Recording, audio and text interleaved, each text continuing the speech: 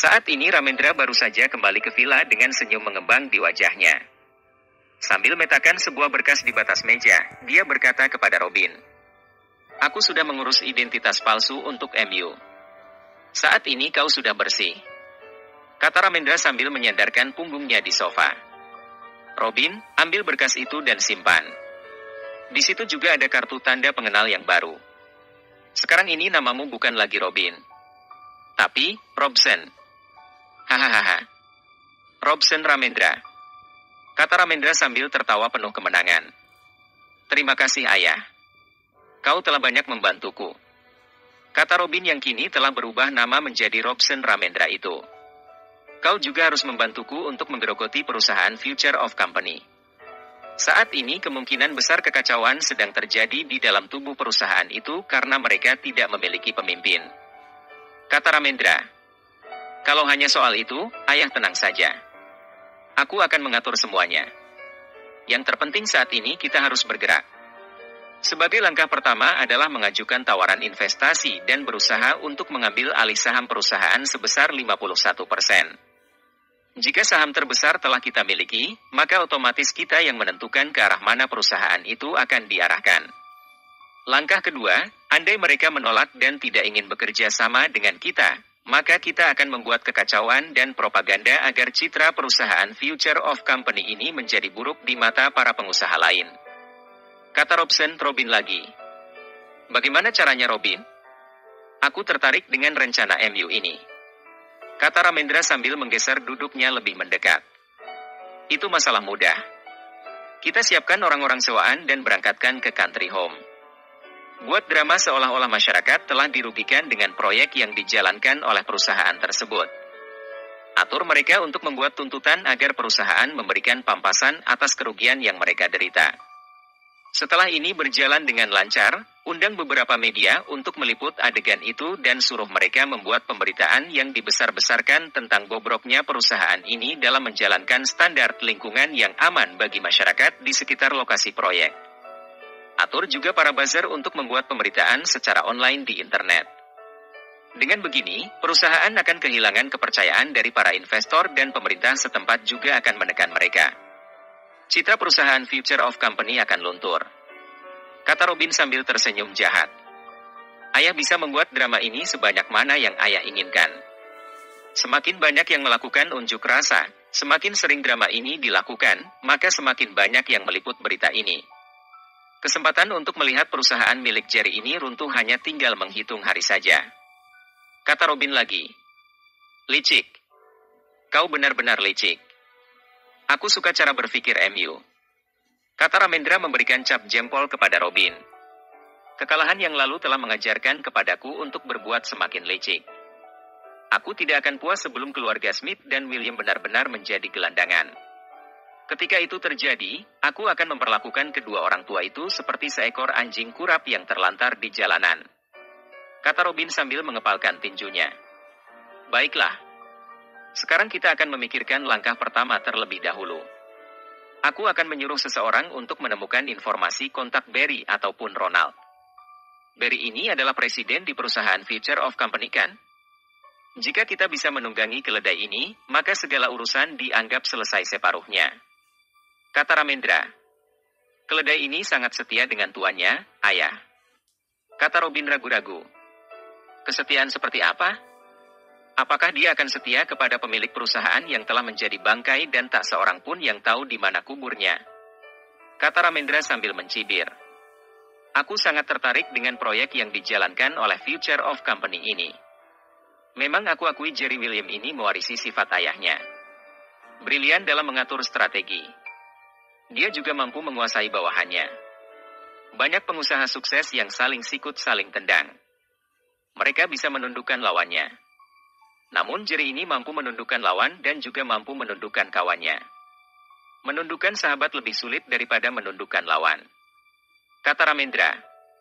Kali ini dia memuji Jerry dengan tulus. Mendengar perkataan ayah mertuanya yang jelas-jelas memuji lawan membuat Robin hanya bisa menahan geram dalam hatinya. Future of Company. Rian dan Daniel kali ini sedang sibuk membaca pembukuan, mempelajari planning kerja dan program kerja yang sedang dan yang akan dijalankan. Pusing juga otakku, kata Daniel sedikit mengeluh. Sama. Aku juga pusing. Mataku sudah mulai berkunang-kunang, kata Rian sambil bangkit dan menggeliat. Baru aku mengerti di mana letak kepintaran Jerry ini. Dia bisa mengatur struktur pekerjaan dengan sangat rapi. Dia bisa mencium peluang besar yang dapat menguntungkan perusahaan. Selain itu, dia juga mampu bercanda dengan kita, membagi waktu untuk belajar di kampus dan masih bisa meluangkan waktunya membujuk almarhum Via. Hebat.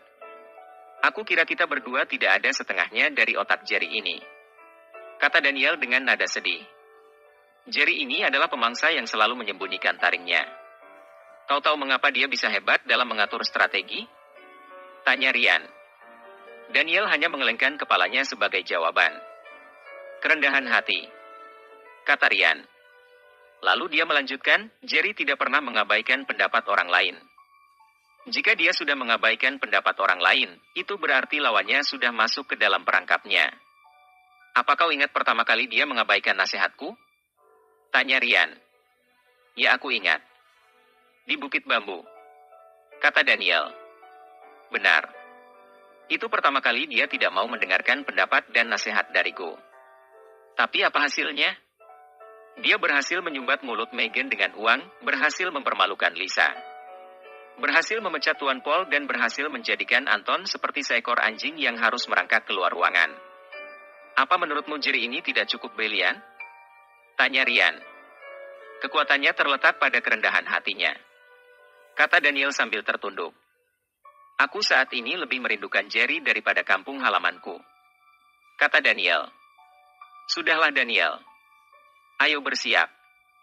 Aku akan menjenguk Rico di rumah sakit, kata Rian sambil mengemas kembali buku-buku tadi yang telah mereka pelajari hampir seminggu ini.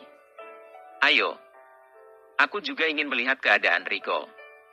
Sudah 10 hari dia di rumah sakit, kata Daniel lalu bergegas keluar ruangan kerja mereka. Tak lama kemudian 2 unit mobil sport Mercedes dan Jaguar melaju kencang dari kantor besar Future of Company menuju ke rumah sakit rakyat Country Home. Begitu mereka sampai di rumah sakit, setelah memarkir kendaraan mereka, Daniel dan Rian langsung bergegas menuju kamar di mana Rico sedang dirawat. SSSSST.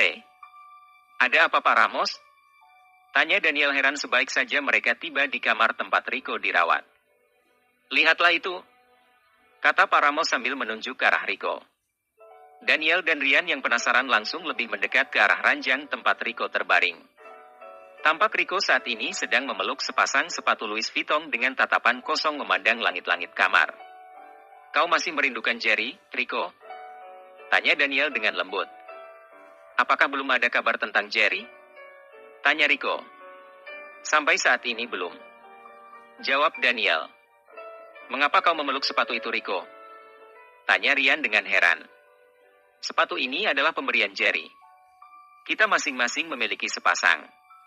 Aku akan memeluk sepatu ini ketika aku rindu kepada sahabatku itu, kata Rico dengan lirih. Daniel dan Rian hanya saling pandang tanpa bisa berkata apa-apa lagi. Aku ingin cepat keluar dari tempat sialan ini. Aku akan membalas mereka, Daniel, kata Rico. Jika kau ingin lekas sembuh, ikuti anjuran dari dokter. Kita akan bahu-membahu untuk membuat perhitungan dengan mereka. Apa kau tahu bahwa Jerry telah menitipkan perusahaan kepada kita? Ayo kita buat mereka makan hati, kata Daniel. Kau kan punya banyak kenalan sindikat pemalsu barang-barang dan dokumen apa saja, Rico. Aku ingin kau meminta kepada kenalan MU itu untuk memalsukan kartu kredit Black Gold untukku, kata Daniel lagi. Untuk apa kartu ban palsu itu, Daniel? Tanya Rico heran. Kau akan tahu nanti jika sudah masanya, kata Daniel sambil tersenyum penuh rahasia.